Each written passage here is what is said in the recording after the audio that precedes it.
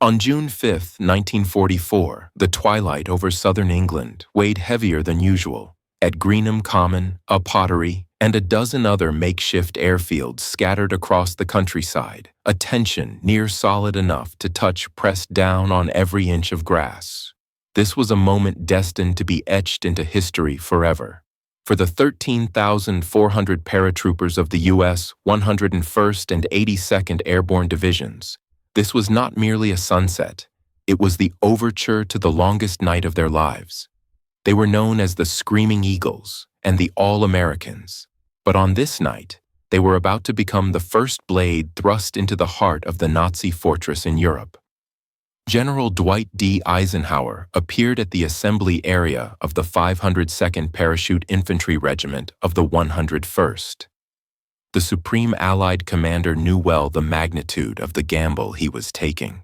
Only hours before, Air Chief Marshal Trafford Lee Mallory of the RAF had anxiously warned him that the airborne operation could result in casualty rates as high as 70%, describing the plan as futile suicide. Yet, as Eisenhower walked the lines of these young soldiers, he saw not fear, but a heightened state of being, a mixture of adrenaline and fatalism. Their faces were smeared with black and green grease paint. Some had even shaved their heads into mohawks, a tribute to Native American warriors. In the dying light of the setting sun, their eyes held a primal glint. "We're going to take care of Hitler, sir," a sergeant replied when asked how he felt, his hands still checking the action of his M1 Garand. It was a miracle of logistics and will. Each paratrooper was a walking arsenal. They wore the M42 jump uniform, the one with the massive pockets that would later lead terrified Germans to call them devils in baggy pants.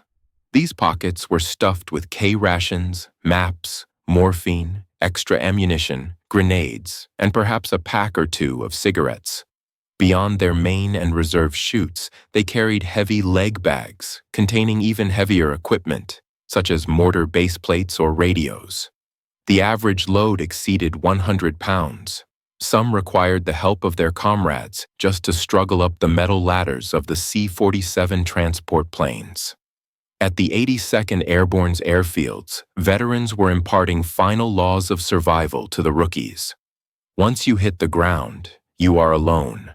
A master sergeant who had jumped in Sicily and Italy whispered, "Remember the challenge. Flash. The countersign. Thunder. If you hear movement behind a hedge and don't hear that reply, fire. Don't hesitate." This was the vanguard of Operation Overlord. Their mission was explicitly clear yet incredibly daunting. Drop into the hinterlands of the Carentan Peninsula hours before the beach landings began. Seize key bridges and crossroads, and most importantly, secure the 4 causeways behind Utah Beach. These exits cut through a vast marshland intentionally flooded by the Germans. If these exits were not controlled, the landing forces would be trapped on the beach, sitting ducks for a German slaughter. As night fell completely, the roar of engines began to tear the silence apart.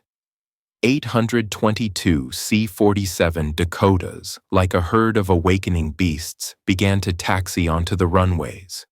The belly of every plane was painted with black and white invasion stripes to prevent friendly fire from Allied anti-aircraft guns. Before the main force could lift off, a special group had to go first, the Pathfinders. Well before midnight, about 20 C-47s, loaded with the elite of the elite, had already slipped quietly into the darkness over the English Channel. Their task was to set up radio beacons, and Holger Nielsen lighted T-panels on the drop zones, DZ, to guide the massive armada following them. It was a near impossible mission. They had to jump directly into the most heavily defended areas with zero support and complete all marking work within 30 minutes of the main force's arrival. Captain Frank Lillyman, the Pathfinder leader for the 101st Division's 502nd Regiment, sat in the open door of the lead plane. The cold wind rushed into the cabin, sending sparks flying from his cigar. He would be the first American officer to step onto French soil that night, a detail that would become a famous historical footnote. His plane carried the Eureka radar transponder, designed to signal the Rebecca systems on the following aircraft. "It's crawling with krauts down there," the navigator shouted over the headset. At 00:15 hours on June 6, 1944, the green light turned on. Captain Lillyman took a deep breath and leaped into the boundless dark. Not all pathfinders were as lucky as Lillyman to land in the right spot. The Norman night was filled with eerie mist, and while German flak had not yet fully awakened, it was enough to knock transports off course. Some Pathfinder teams landed miles from their targets or directly on top of German garrisons. Near Sainte-Mère-Église, Pathfinders of the 82nd were exchanging fire with German patrols within minutes of landing. Yet, these brave pioneers scrambled in the dark, setting up heavy radar equipment and lighting their green signal lamps. They were racing against time and against death, knowing that behind them, in over 800 planes, sat 13,000 brothers waiting for guidance. However, fate played a cruel joke that night. Despite the heroic efforts of the Pathfinders, only a fraction of the drop zones were successfully marked. Many beacons failed, were lost, or couldn't be activated due to intense firefights. This meant the main force following them would be charging into the Normandy fog, largely blind. At 1 a.m., a river of aluminum and steel formed over the English Channel. It was a spectacle impossible to describe, had anyone been able to view it from above the clouds. A formation 9 planes wide and 300 miles long, carrying the main bodies of the 82nd and 101st, roared toward the French coast. Inside the fuselages, paratroopers gripped their static lines, the umbilical cords connecting them to survival. But as they entered the airspace over the Carentan Peninsula, disaster began to brew. First came the clouds. Thick banks stood like walls before the formation. To maintain visual contact, many pilots broke formation. Then came the German flak. The sudden eruption of fire from the ground panicked many C-47 pilots who had never seen combat. According to doctrine, the drop was supposed to happen at 600 feet and 90 miles per hour. That night, the rule book was thrown out the window. To evade the anti-aircraft fire, many pilots instinctively climbed or dove, and more fatally, they accelerated. "Too fast, God damn it, we're going too fast," a platoon leader from the 101 shouted at the door, sensing the plane was tearing along at nearly 150 miles per hour. But amidst the roar of engines and exploding shells, no one could hear his curse. The green light flashed, or sometimes, while the red light still blinked, anxious jumpmasters pushed their men out. The paratroopers were flung from the planes like scattered beans. Due to the excessive speed, the opening shock of the parachutes was terrifying. Bodies were violently wrenched in the air, gear was ripped away, and some men were knocked unconscious by the force. The most fatal design flaw revealed itself at this moment: the leg bags strapped to the troopers. Under such high drop speeds and shock, hundreds of heavy bags filled with weapons and ammo snapped their straps, plummeting into the dark Normandy fields. This meant many paratroopers landed with nothing but a trench knife or even empty-handed. The operation, planned to be as precise as a scalpel, instantly dissolved into chaotic dispersion. The 6,600 men of the 101st were scattered over an area 25 miles long and 15 miles wide. The 82nd fared no better, with many units landing miles, sometimes dozens of miles, from their intended drop zones. Some unlucky souls dropped directly into the sea, or were submerged in the marshes flooded by the Germans, dragged to the bottom by their heavy gear to drown silently in the dark. It should have been a catastrophe. It should have been the suicide Lee Mallory had predicted. But a strange chemical reaction was taking place within the chaos. The German defense system was built on logic and prediction.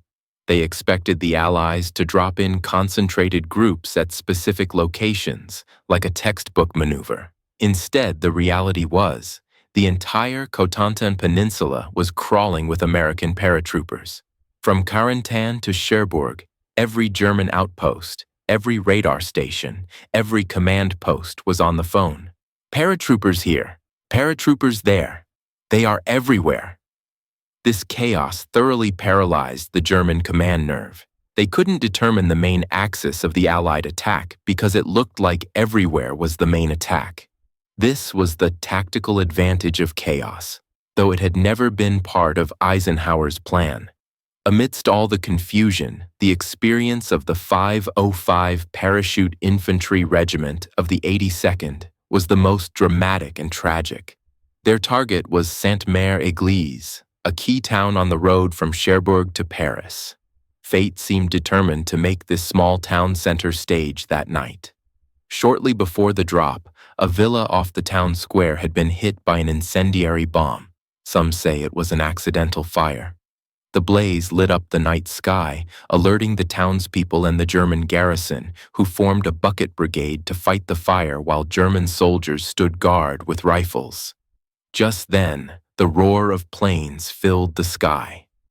For the soldiers of F Company 505, they were not jumping into the cover of darkness, but into a brightly lit hell. Due to wind and navigational errors, one stick of paratroopers dropped directly over the town square. It was a heartbreaking scene. The white parachutes turned into bright red targets in the glow of the fire. The German soldiers on the ground looked up, incredulous at the enemies falling from the sky, and pulled their triggers. Bullets rained onto the helpless paratroopers swaying in the air. Some were riddled with holes before they ever touched the ground. Some were dead before they landed. Worse still, several troopers drifted directly into the burning villa, the fire instantly consuming the silk of their chutes and the bodies within, their screams drowning out the gunfire. In this slaughter, a story unfolded that was destined for the history books. Private John Steele felt his body jerk violently. His parachute didn't land him on the ground, but snagged on the high steeple of the church in Sainte-Mère-Église. He hung there in midair, dozens of feet above the Germans firing wildly and the raging fire below. He tried to cut his suspension lines, but falling from that height would be suicide. He watched his comrades being butchered in the square. Bullets chipped the slate roof, sending shards into his face. A bullet pierced his foot. The agony nearly made him faint, but he knew that if he moved even an inch, hundreds of guns below would tear him to shreds. In this theater of hell, Steele made the only choice available. He played dead. He let his head loll, relaxed his limbs, and let the blood drip from his boot, swaying in the wind amidst the deafening church bells and gunfire. He hung there for over 2 hours, witnessing the cruelest face of war, the fragility of life, and the randomness of death. Meanwhile, on the outskirts of town, Lieutenant Colonel Edward Krauss, commander of the 3rd Battalion, 505th, landed successfully. Though off target, he quickly gathered every soldier he could find. "I don't care what company you're from. Follow me," Krauss growled. This was the microcosm of every American paratrooper that night. Unit cohesion destroyed. No matter. Can't find an officer? Be the officer. No heavy weapons? Use grenades and rifles. These devils in baggy pants displayed astonishing adaptability. Soldiers from different companies, battalions, and even divisions converged in the dark, as long as it was an American accent, as long as it was the bark of an M1 Garand, as long as it was the click-clack of the cricket clicker, the 101st's unique identification tool. They formed ad hoc combat teams. Let us turn our eyes back to the 101st's sector, the bocage hedgerow country behind Utah Beach. Major General Maxwell Taylor, commander of the 101st, was facing the most embarrassing and dangerous situation of his career. As a division commander, he landed to find himself completely alone, save for one equally lost private. "Where the hell did that pilot drop me?" Taylor cursed silently, but he had no time to complain. He drew his pistol, perhaps one of the few times in military history a division commander had to clear the way like an infantryman. "If we can't find the troops, we'll fight this war ourselves," Taylor told the shaken soldier beside him, his tone holding a grim humor. Winston Churchill said, "Never have so few done so much for so many. Tonight, that means us." In this labyrinth known as the bocage, thousands of paratroopers like Taylor were playing a game called Search, searching for comrades, searching for weapons, searching for objectives. This area held not just Germans, but countless hedgerows. These were not mere bushes, but natural fortresses of stone and earth piled up by French farmers over centuries, topped with tangled vegetation. Behind every hedgerow, an MG-42 machine gun could be waiting. The cricket clicker became a lifesaver. It was a simple child's toy. Press the metal strip and it made a click-clack sound. It was the 101st code. 1 click for a challenge, 2 clicks for a reply.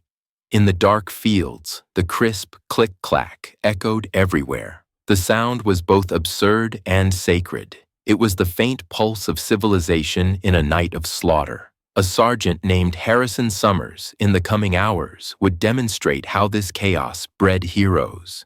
Upon landing, he found only a handful of men, but he knew that with the main force scattered, the mission to capture the WXYZ artillery complex might fail. But he didn't wait. "If no one else is here to do it, we'll do it." This spirit spread like a virus through the Normandy night. No grand tactical maps, no radio command, just the primal combat instinct. Move toward the sound of the guns, move toward the beach. As 3 a.m. approached, these fragmented small units began to pool together like mercury.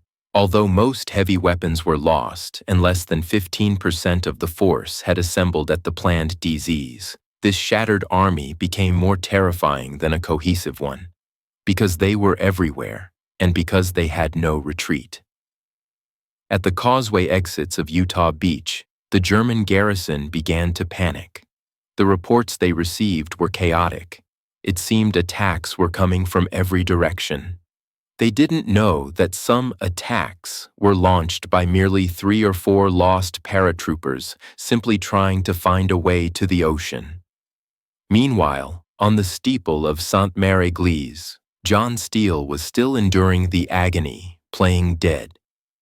In the shadows of the streets below him, Lieutenant Colonel Krause's raiders were silently approaching, ready to plant the stars and stripes on the first town to be liberated on the continent of Europe. Dawn was coming, but before that, the Normandy night would witness yet more blood and glory. When the first gray streaks of dawn tried to pierce the thick morning mist of Normandy, Sainte-Mère-Église fell into an eerie silence. For hours it had been an inferno. Now it was the eye of the storm. Lieutenant Colonel Edward Krause of the 3rd Battalion, 505th PIR, was like a hound on a scent. Over the past 2 hours, utilizing the darkness and confusion, he had gathered roughly 180 soldiers. They were a motley crew from different companies, mixed with stragglers from the 101st, but under Krause's command, they transformed into a silent assault force. "Don't fire unless you have to kill. We use knives and grenades," Krause ordered. In the church square, the remnants of the slaughter were visceral. Bodies of shot paratroopers hung from trees and utility poles like broken puppets swaying in the wind. Private John Steele, who had been snagged on the steeple, had been taken down by the Germans, hauled off as a prisoner because the massive bell tolling next to his ear for hours had deafened him, making him appear imbecilic. The Germans didn't realize that the Reaper was creeping up the cobblestone streets. At 4:30 a.m., the attack began. This time, there were no parachutes to serve as targets, only vengeful avengers on the ground. The American soldiers exploited the Germans' complacency. The garrison assumed the earlier massacre had neutralized the airborne threat and rapidly infiltrated the town. It was brutal urban combat fought in the shadows of bakeries, taverns, and homes. The dull thud of Thompson submachine guns and the flash of M1 bayonets replaced the earlier cacophony. There was no epic, large-scale showdown because the German command and control had been severed. The garrison was purged in their sleep or in panic. By the time Krauss walked into the mayor's office, the town was effectively under American control. Krauss pulled something from his pack that he had cherished for a long time, an old American flag.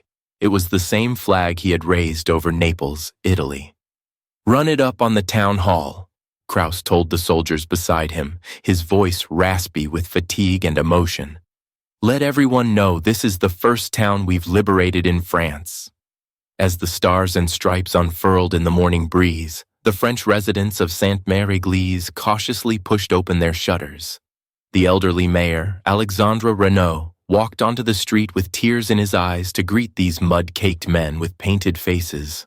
For the 82nd Airborne, this was not just a tactical victory. It was a symbol.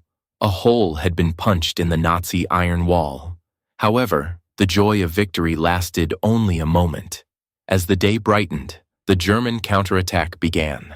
The nearby Panzer Grenadiers had no intention of surrendering this transport hub. Around 9 a.m., the first 88mm shell screamed into the town center. Soon, the clanking of tank tracks approached from the south.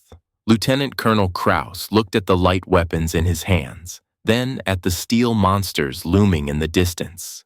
He knew the real test was just beginning. They had to hold this island without anti-tank weapons until the troops from Utah Beach arrived, or until they died. Miles south of Sainte-Mère-Église, the 101st Airborne faced a deadlier deadline.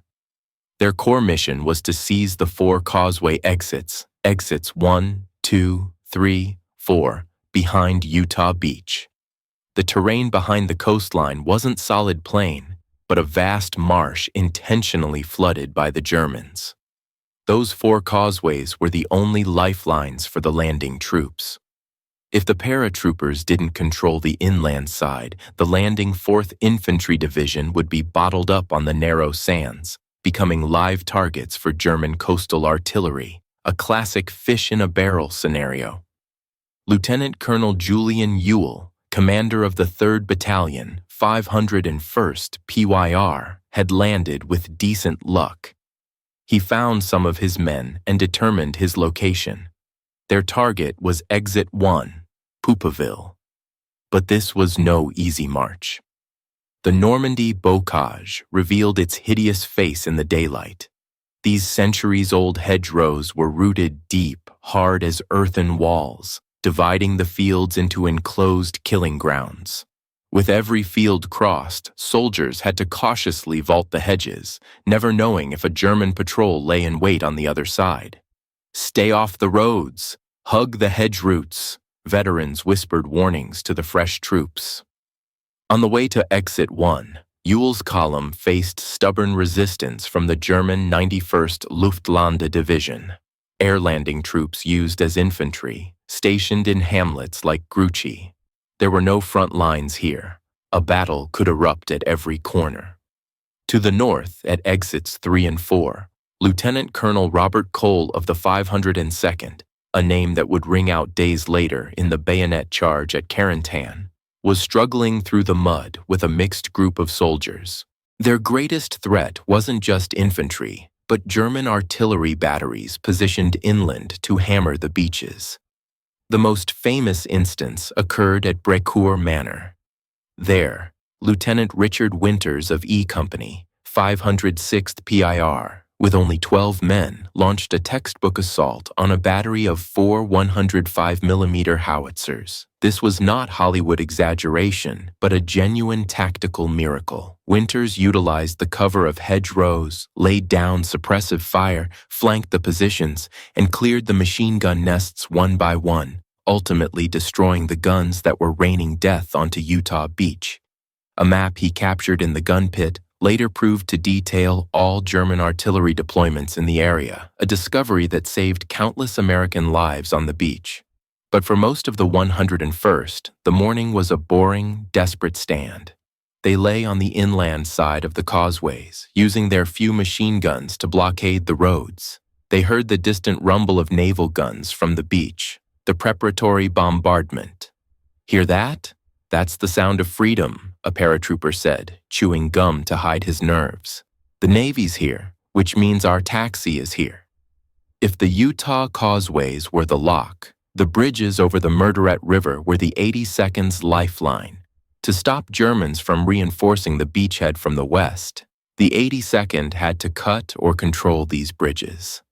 La Fière Bridge, an unassuming stone structure, was destined to become one of the bloodiest small-scale battlefields in U.S. airborne history. Brigadier General James Gavin, the assistant division commander of the 82nd, was personally directing the fight near La Fière.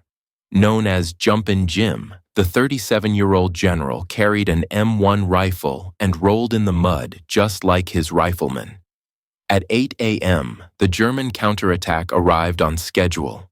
It wasn't just infantry, terrifyingly, it was tanks. Several captured French Renault tanks and German armored cars covered the infantry pressing toward the American positions on the west side of the bridge. For light paratroopers, tanks were absolute nightmares. Most of their anti-tank guns had been lost in the drop. Now they held only a few bazookas and improvised explosives called gammon bombs, essentially lumps of plastic explosives stuffed into a sock, relying on the thrower's arm strength and courage to destroy the target. "Let 'em get close, closer," a sergeant bellowed from a foxhole. As the German tanks rumbled onto the bridge, paratroopers leaned out from cover. A bazooka round trailed smoke and slammed into the lead tank. The deafening clang of metal rang out. The tank was paralyzed on the bridge, spewing black smoke and blocking the path for those behind. But this was just the beginning. Realizing the bridge's importance, the Germans launched frantic assaults. A tug of war erupted around this causeway and bridge. Bullets wove a net in the air. Mortar shells blasted geysers of river water high into the sky. In this melee, Private First Class Charles de Glopper's name was carved into the list of Medal of Honor recipients. To cover his platoon's retreat to a better position, the hulking young soldier stood up, shouldered his Browning automatic rifle, BAR, and fired wildly at the Germans without cover. He drew all the German fire. Bullets hit him. He stumbled but didn't fall, continuing to fire. Another volley struck him. He dropped to his knees, fingers still on the trigger, firing until his last breath. His sacrifice bought his comrades precious minutes to reorganize their line. The waters of La Fière ran red.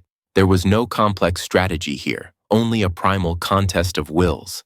The paratroopers knew if they retreated, German armor would drive straight through to Sainte-Mère-Église and Utah Beach. As the clock struck 9 a.m., a massive roar of engines filled the sky again. It was different from the dull drone of C-47s, louder, denser. "Look up, that's our supplies." Paratroopers in the trenches cheered. This was the glider echelon, missions Chicago and Detroit.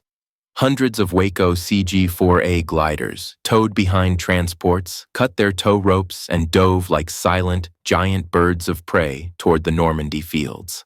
However, for the glider pilots and passengers, it was a catastrophic landing. The Normandy bocage was not only a maze for infantry, but a graveyard for gliders. The small fields ringed by tall hedges and trees were too narrow for the wooden gliders, which needed long landing runs.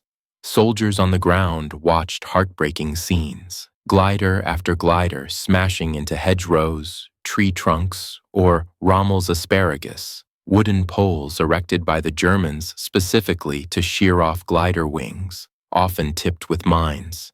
Tremendous cracking sounds echoed across the plains. Fragile fuselages shattered on impact, flinging jeeps, anti-tank guns, and soldiers out by sheer inertia or crushing them within the wreckage.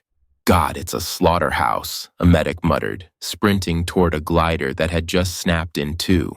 Despite heavy casualties, the gliders that landed successfully brought the heavy weapons the paratroopers desperately needed: 57mm anti-tank guns, more ammo, medical jeeps, and crucially, communications jeeps. It was also in this moment that Brigadier General Don Pratt, Assistant Division Commander of the 101st, became the highest-ranking Allied officer to die on D-Day. His glider crashed into a tree upon landing, killing him instantly. It was a sign that this battle offered no immunity, even to generals. Despite the cost, the arrival of the gliders significantly boosted firepower on the ground. In Sainte-Mère-Église, Cruz finally got a 57mm anti-tank gun, just in time for the next wave of German tanks. When the 1st Panzer IV was knocked out at the town entrance, the defenders erupted in cheers. By noon, the sound of battle from the direction of Utah Beach changed. It was no longer just monotonous bombardment. The sharp, rapid popping of small arms fire joined the mix. At Exit 1, Poupeville, soldiers of the 101st watched the causeway leading to the beach nervously. Their ammo was low. Many wore bandages. Suddenly, at the end of the causeway, a figure in a brown uniform appeared. Not field gray, but olive drab. "Hey, who's that?" a paratrooper shouted, finger tense on the trigger. The figure waved his arms, a distinctly American gesture. It was the lead element of the 8th Infantry Regiment, 4th Infantry Division. They had just fought a bloody path off the beach, crossed the marsh, and finally saw the devils who had held the door open for them. The historical significance of this moment cannot be overstated. It was the first tangible sign of Operation Overlord's success, the link-up between airborne and amphibious forces. When the infantry lieutenant, covered in sea salt and sand, ran up to the paratroopers, there were no movie-style hugs. "What took you so long?" A paratrooper grinned, spitting out a blade of grass. "We've been waiting here all morning." The infantry officer looked at these exhausted men with mismatched gear, his eyes full of respect. Traffic was a bit heavy on the beach, brother. This meeting meant the Utah Beach landing zone was secure. Tanks, trucks, and fresh blood began to pour across the causeways inland. The Nazi Atlantic Wall had been torn wide open at Utah. However, deep in the peninsula, on the edge of the Carentan swamps, and on the west bank of the Murderate, other units of the 82nd and 101st remained isolated in desperate struggles. As the sun reached its zenith, the temperature in Normandy rose. The smell of rotting corpses mixed with gunpowder created the battlefield's unique scent. For the American paratroopers, the longest day was half over, but the challenge of survival had just begun. They still had to face reinforcements from elite German paratrooper regiments and take Carentan, the deadly hub connecting Utah and Omaha beaches. And there, Lieutenant Colonel Robert Cole would have to make a mad decision.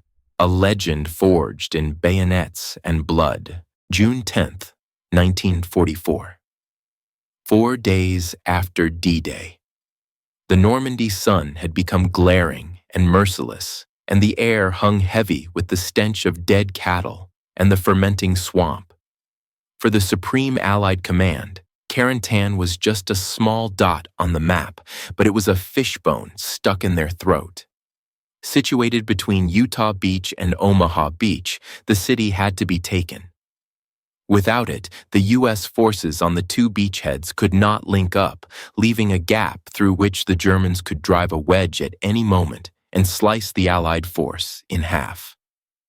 The task fell to the 101st Airborne, but it looked like a suicide mission.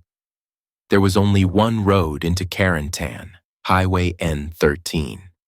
It ran straight through an open marshland, flanked by flooded plains offering zero cover. The Germans knew this. Their machine guns and mortars had the sole passage dialed in. American soldiers later gave this road a chilling name, Purple Heart Lane.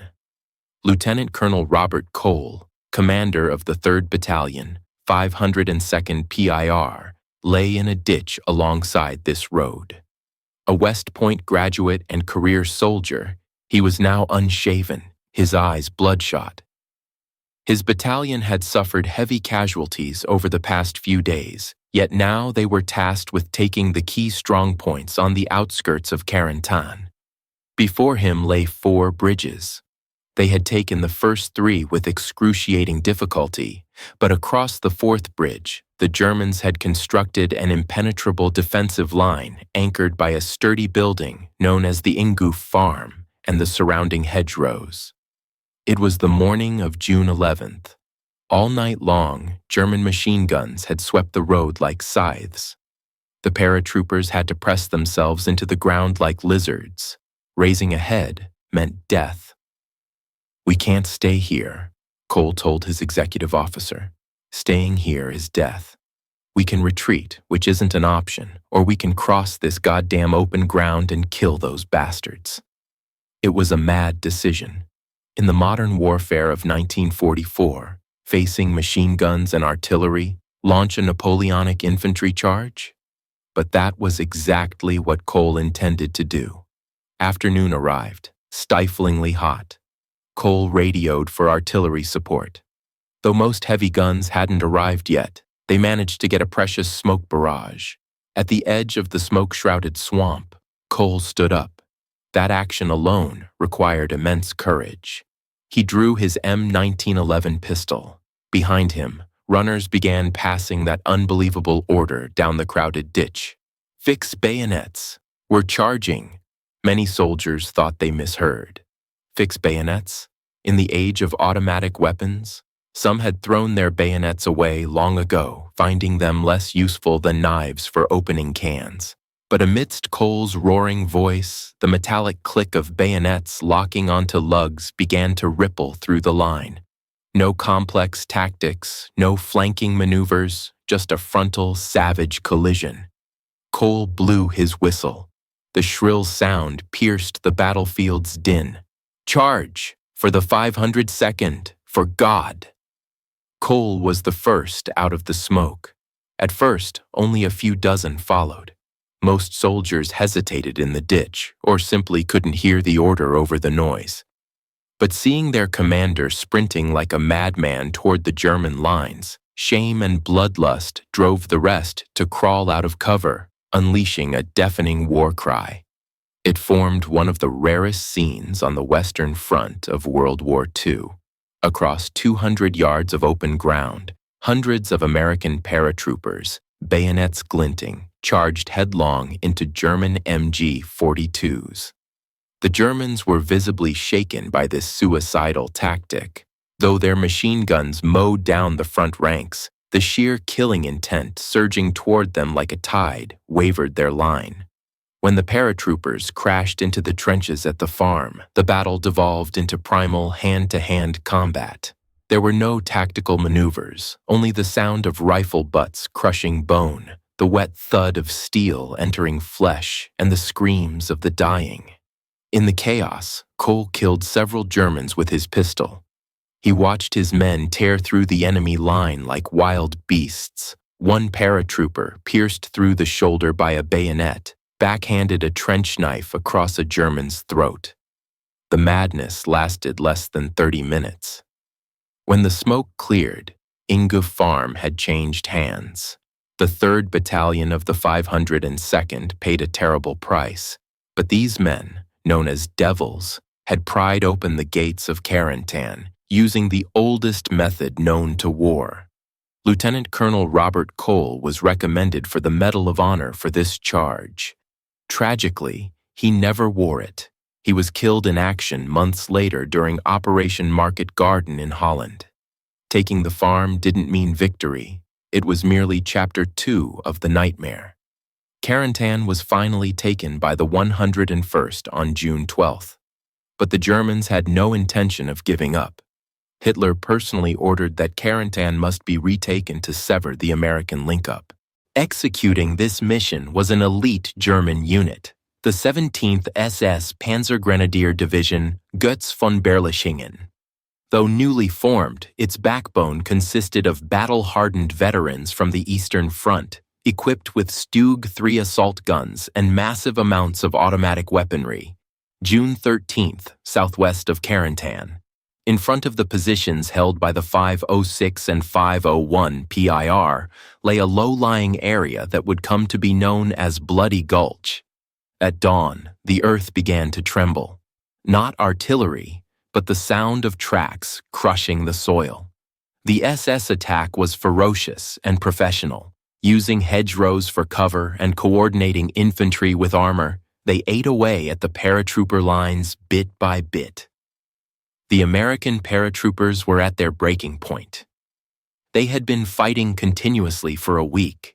Many had slept only a few hours in days, and ammo was critically low. At the positions of D and F companies of the 506th, the left flank of the famous Band of Brothers unit, the situation was critical. "Save your ammo! Wait till you see the whites of their eyes!" Officers ran back and forth in the trenches, trying to steady the crumbling line. A young paratrooper watched a German assault gun approaching, despairingly gripping his last grenade. The bazookas were out of rockets. They were now stopping steel with flesh and blood. German grenadiers breached the forward positions. The two sides threw grenades over hedgerows and fired at each other from meters away. The line began to buckle. The left flank of the 506th showed signs of routing.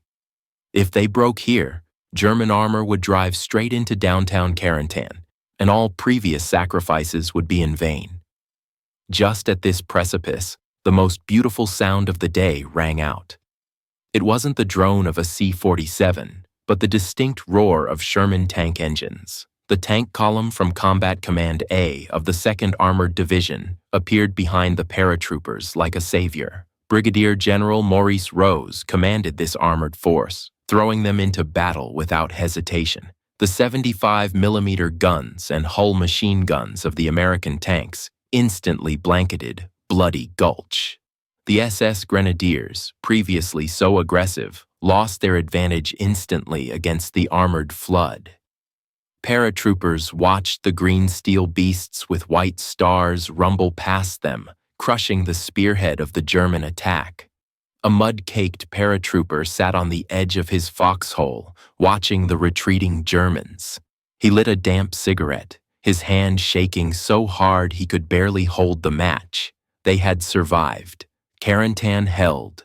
Turning our gaze from the fire of Carentan to the west, the 82nd Airborne situation was equally suffocating. If the 101st was on the offensive, parts of the 82nd were fighting for survival in a desperate siege. Back on the night of D-Day, many units of the 507th, then attached to the 82nd, and 508th had been mistakenly dropped on the west bank of the Murderette River. This was a fatal error, as the main bridges, like La Fière, were objectives to be fought for by Americans on the east bank. This meant the paratroopers on the west bank were cut off deep in German territory. Lieutenant Colonel Charles Timms and over 100 paratroopers were trapped in an orchard near Amfreville. This place later became known as Timms Orchard. This wasn't just getting lost, it was a siege. Troops of the German 91st Division surrounded the orchard. Timms' force had no heavy weapons, and radio contact was intermittent. They dug foxholes in this patch of ground a few hundred meters wide, their only shelter. Days passed in torment. The Germans launched infantry charges and hammered the orchard with mortars day and night. Trees were snapped in half, shrapnel flew through the air. The wounded moaned, but medical supplies were long gone. "Sir, should we try to break out?" a platoon leader asked, his eyes filled with exhaustion. "Break out to where?" Timmies looked at his map. "The bridge is still in German hands, and we're surrounded by swamp. We stay here. We are a nail. As long as we are here, the Germans can't throw everything they have at La Fière Bridge. These isolated paratroopers became a thorn stuck deep in the German rear. They shared the last crackers from K rations and drank rainwater.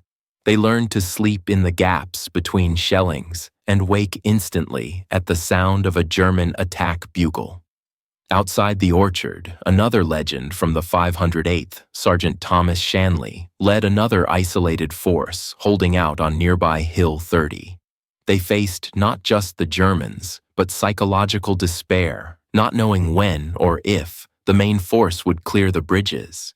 It wasn't until D+4, when the bloody battle for La Fière Bridge finally ended in American victory, that the 325th Glider Infantry Regiment finally crossed the blood-stained causeway and opened the road to the West Bank. When the relief column advanced to Tims's orchard, they saw men who looked like skeletons, unshaven, uniforms in tatters. But these men were still holding their guns, manning their foxholes. "Need a lift?" an officer from the relief force asked. Lieutenant Colonel Timms stood up from his trench, brushed the dirt off his uniform, and cracked a smile that looked more like a grimace. "I thought you guys had forgotten about us." With Carentan secured and the Murderette line opened, the first phase of the Normandy campaign, the chaotic airborne operations, was declared over. Those paratrooper squads, once scattered and fighting alone, now coalesced back into powerful combat units. Utah and Omaha beaches were linked. The Allies had a foothold in northern France. But the cost of victory was staggering. The casualty rates for the 82nd and 101st approached 50% for the week.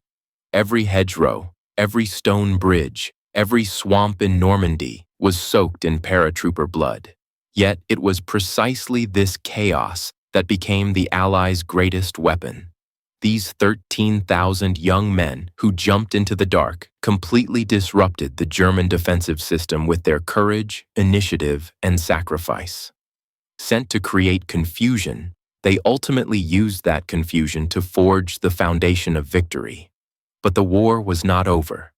As the Allies pushed inland, they were about to face Normandy's most difficult terrain, the Bocage hedgerow maze. There, the Germans had constructed an even tighter defensive line, prepared to make every American soldier attempting to liberate France pay in blood. The paratroopers' mission seemed complete. They thought they would be withdrawn to England for rest. But Generals Eisenhower and Bradley looked at the map and realized they couldn't afford to lose this elite infantry force just yet. "Don't pack up your chutes," a company commander told his men. "We're leg infantry now." In the final part of this story, we will see how these skybound warriors adapted to the brutal war of attrition on the ground and the solemn glory of their eventual withdrawal. For the survivors of the 101st and 82nd Airborne, the jump on the night of D-Day already felt like it belonged to the last century. By mid to late June, Normandy was no longer a battlefield of speed and surprise. It had transformed into a giant green meat grinder. If the airborne drop was a high-stakes gamble, the ensuing combat was brutal hard labor. The landscape of the Normandy bocage had existed for centuries. Every field was ringed by earthen embankments 3 to 5 feet high, topped with tangled shrubs and deep-rooted ancient trees. For the defending Germans, these were natural fortresses. For the attacking Americans, they were a suffocating nightmare. A captain in the 502nd wrote in his diary, "Here, war is measured in yards. We aren't taking towns. We are fighting for this field, then the next field. Behind every hedgerow, there could be an MG-42 or a concealed 88 waiting." The paratroopers were forced to change tactics. They put away their pride in being light and swift and became mud-slogged heavy infantry. They learned to coordinate with Sherman tanks, specifically those welded with steel teeth cut from German beach obstacles, known as rhino tanks, to bust through the thick hedgerows.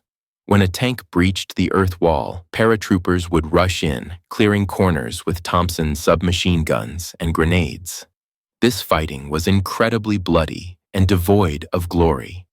You could hear the German soldiers working the bolts of their rifles on the other side of the hedge.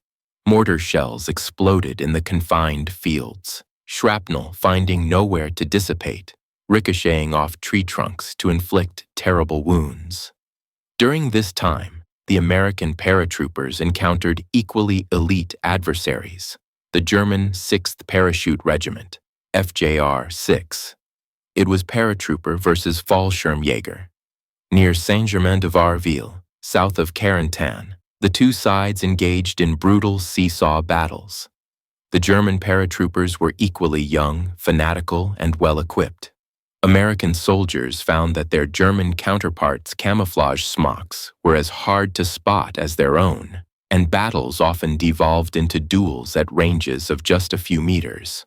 "They were as tough as us," a 101st veteran later recalled. "The only difference was we had endless cigarettes and ammo, and they had only stubbornness." While the Carentan front to the east ground into a stalemate, the 82nd Airborne to the west received a new mission: push west and cut off the Carentan Peninsula. This was a strategic move.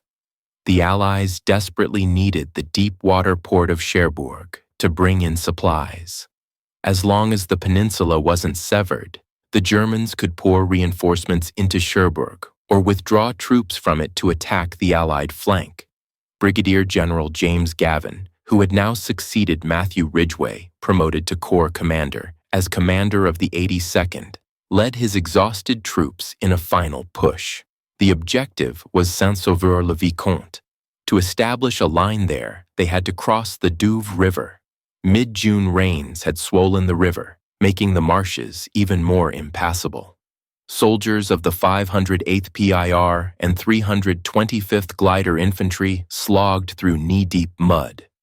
This was not the cinematic march accompanied by soaring music. It was a silent procession of men in tatters, eyes sunken deep in their sockets. During the attack on Saint-Sauveur, a striking tank skirmish occurred. American bazooka teams hid in roadside ditches, waiting until German Panther tanks were less than 30 meters away before firing. This near-suicidal bravery was the only way to survive, as only at that range could the bazooka rockets ensure penetration of the thick armor. On June 16th, the 82nd Airborne finally captured Saint-Sauveur-le-Vicomte. This marked the successful severing of the Carentan Peninsula. Tens of thousands of German troops were trapped in the Cherbourg pocket to the north, awaiting annihilation by the U.S. 4th, 9th, and 79th Infantry Divisions. The paratroopers had completed their mission. They had not only held the door open, but slammed the window shut on the German retreat. At this stage, due to continuous combat, the attrition rate in many companies was staggering. Some platoons were down to a dozen men, commanded by corporals or even privates. Yet their morale remained high, built on a cold professionalism. They were the All-Americans. They didn't retreat until the job was done. In early July, summer flowers began to bloom in the Normandy fields, forming a jarring contrast with the charred husks of tanks. For the 101st and 82nd, the rumors finally became reality. They were rotating back to England. It should have been a moment of jubilation, but at the assembly areas, the atmosphere was heavy. Fresh troops from the 83rd and 91st Infantry Divisions arrived in brand new trucks to take over the sector. These replacements looked at the departing paratroopers with awe. The men before them didn't look like a regular army. Their uniforms were shredded, knees and elbows patched, many wrapped in dirty bandages. They sported wild beards and possessed a stare that was empty yet piercing, the famous 1,000-yard stare. They held captured Luger pistols, wore German binoculars around their necks, and some even had dried wildflowers plucked from hedgerows tucked into their webbing. As the paratroopers climbed onto the trucks transporting them back to Utah Beach, the most heartbreaking scene unfolded. On a truck belonging to the 506th, a sergeant counted the men in the bay. According to regulations, this truck should hold a full platoon. But now, in a vehicle meant for over 20 men, only 7 sat scattered on the benches. "Where are the others?" the driver asked innocently. "Back there," the sergeant pointed toward the endless hedgerows and crosses. "They stayed back there." This scene played out in every company. The 101st Airborne suffered 4,670 casualties in the Normandy campaign. The 82nd suffered 5,245. This meant that for every 2 paratroopers who jumped into France, 1 was either dead or wounded. The convoy moved slowly toward Utah Beach. A month ago, they had dropped from the sky, full of spirit. Now, they left in trucks, covered in scars. Along the road, French civilians waved handkerchiefs and flowers. An old woman held up a basket of eggs, trying to press them into the hands of the soldiers on the trucks. A young private took an egg and suddenly broke down weeping. Through a month of hell, he had seen friends blown to pieces and enemies burned alive in tanks without shedding a tear. But in this moment, simple kindness shattered his last psychological defense. The weeks following their return to England were defined by a jarring contrast: clean sheets, hot food, nights without artillery fire, and the absence of brothers. In their billets in Leicestershire and Nottinghamshire, award ceremonies and memorial services were held. When roll call began, the cruelty of the ritual lay bare. Adams, here. Baker, here. Brown, silence. Brown, still silence. The wind blew across the parade ground. Each unanswered name was a hammer blow to the hearts of the survivors. It wasn't just a name. It was the man who shared his last cigarette with you, the man who stood watch for you in a foxhole, the man who helped check your chute on the plane. General Eisenhower inspected the troops again. This time, he didn't see the pre-invasion exuberance. He saw a mature, hardened silence. This force had changed. They were no longer adventurous boys. They had become professional killing machines and simultaneously survivors burdened by trauma. Following the campaign, the 101st Airborne received the Distinguished Unit Citation, the first time in U.S. history an entire division received the honor. The 82nd Airborne received similarly high praise. But for the soldiers, the true honor lay elsewhere. A paratrooper who fought at Sainte-Mère-Église wrote to his family, "I don't feel like a hero. The real heroes are the ones who stayed in Normandy forever. I'm just living for them, to see the future world for them." Time flew by, and decades have passed. The smoke of Normandy has long since dissipated. The shell craters of Carentan have been filled and planted with corn. The steeple of Sainte-Mère-Église still stands, adorned with a white parachute model, a memorial to John Steele, and to all the angels who fell from the sky that night. In those quiet fields lie the sons of Kansas farmers, New York shop clerks, and Texas cowboys. Most were only in their early 20s. In the deep night of June 6, 1944, they threw their young lives into the unknown sky. This is the story of the American Airborne in Operation Overlord. It is a story of chaos, fear, courage, and sacrifice. There were no supermen, only ordinary people who, in extraordinary moments, made extraordinary choices. As a historian once evaluated, that night, when the plane doors opened and the cold wind rushed in, every man who jumped, whether he landed on target or was lost in a swamp, whether he survived the war or died minutes later, in that moment, he conquered humanity's greatest instinct: fear. This is why, even today, when we hear the distinctive drone of C-47 engines in movies, books, or ceremonies, we feel an inexplicable tremor. That is the sound of freedom. That is the echo of courage reverberating through the river of history. In those distant lands, between those ancient hedgerows and stone walls, if you listen closely, you might still hear that faint but firm challenge.